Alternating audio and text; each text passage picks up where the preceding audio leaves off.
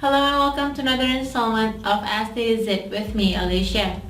When a person is newly diagnosed of herpes, they can become overwhelmed with misleading information.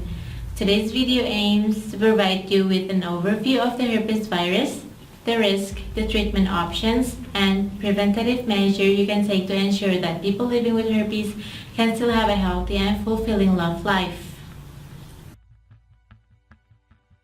If you are recently diagnosed with any type of herpes, you're probably thinking you're out of the dating game, right? Absolutely not. There's no reason to stop looking for love and fun just because you have contracted with herpes. This initial reaction is common, yet exceedingly inaccurate. It's not a grounded belief, it's pure emotion speaking generated from the experience of shock, nothing more. The reality of the situation is simply this. You have a virus. The virus is mostly harmless. It's certainly not life-threatening, and at times it produces no symptoms. On top of that, the majority of society also has the exact same virus. There are more HSV positive people than there are HSV negative. It is important to understand that herpes is very common, affecting about 20% of the US adult population.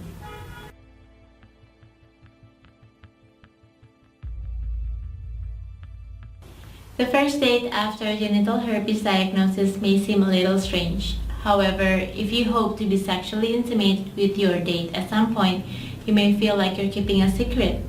It's up to you to decide the right time to tell a date that you have genital herpes. Follow two rules. First, don't wait until after having sex. And the second, don't wait until you're just about to have sex. In which case, the attractions may be too strong for either of you to think rationally and act responsibly. If in the past you tended to start a new relationship with sex, you now might want to change your approach. It might be better to break the news about herpes to someone who has already grown attached to you. Kissing, cuddling, and fondling are safe, so you don't have to tell before you do that. But use your best judgment as to how physically intimate you want to get before telling.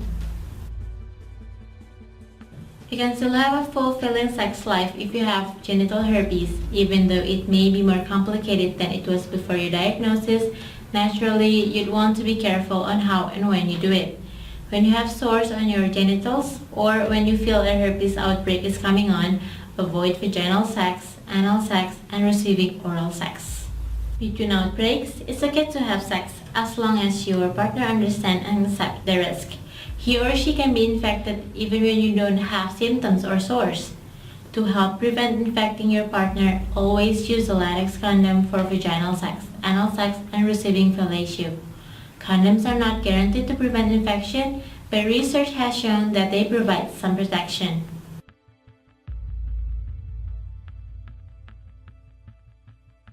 Antiviral medication can, however, prevent or shorten outbreaks during the period of time the person takes the medication.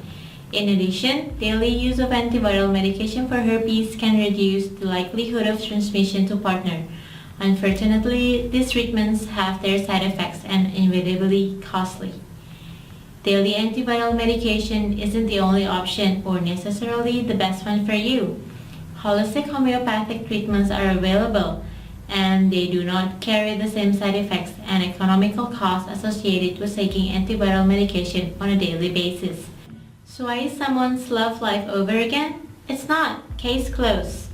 Herpes doesn't detract from your many desirable qualities, which have drawn people to you in the past and will continue to make you a great catch. For more info on how these homeopathic treatments can help improve your love life while living with herpes, please visit asitizit.com. Thank you for joining us in our continued discussion on herpes and other sexually transmitted disease. Don't forget to leave a comment, rate my video, and hit that subscribe button. This is Alicia signing off. Ciao!